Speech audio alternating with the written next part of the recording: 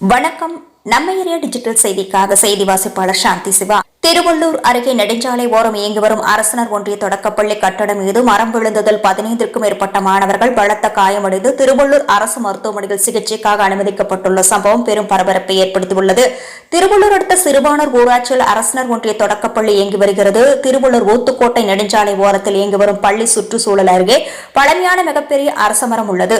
அந்த மரத்தின் கனமான பக்கவாட்டில் உள்ள கிளை பகல் 1 மணி அளவில் திடீரென முறிந்து பள்ளி கட்டடம் மீது விழுந்தது. இதனால் பள்ளி மாணவர்கள் 15க்கும் மேற்பட்டோர் காயமடைந்தனர். இதில் 4 மாணவர்களுக்கு தலையில் பலத்த காயம் ஏற்பட்டுள்ளதால் சுயநினைவின்றி ஆபத்தான நிலையில் மருத்துவமனையில் சிகிச்சை பெற்று வருகின்றனர். இதுகுறித்து தகவல் அறிந்ததும் பெற்றோர்கள் மற்றும் அப்பகுதி மக்கள் விரைந்து வந்து பள்ளி வளாகத்தில் இருந்த அனைத்து மாணவர்களை மீட்டனர்.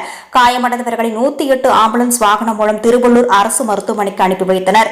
இதுகுறித்து தகவல் அறிந்ததும் திருவள்ளூர் தொகுதி எம்எல்ஏ விஜி ராஜேந்திரன் சம்பவ இடத்திற்கு வந்து பார்வையிட்டு பெற்றோர்களுக்கு ஆறுதல் கூறினார்.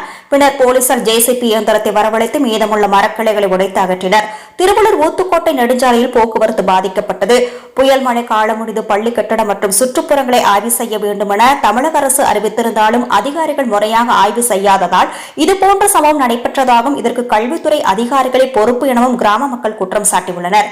இதைத் தொடர்ந்து மரம் விழுந்த விபத்தில் பாதிக்கப்பட்ட மாணவர்களை மாவட்ட ஆட்சியர் தா பிரபுசங்கர், தொகுதி எம்எல்ஏ விஜி ராஜேந்திரன் ஆகியோர் மருத்துவமனைக்கு சென்று பார்வையிட்டு ஆறுதல் கூறினர்.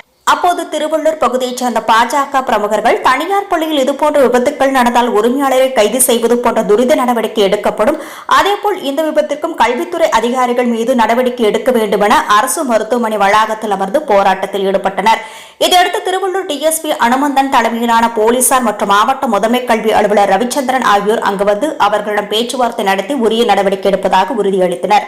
இதைத் தொடர்ந்து அனைவரும் கலைந்து சென்றனர்.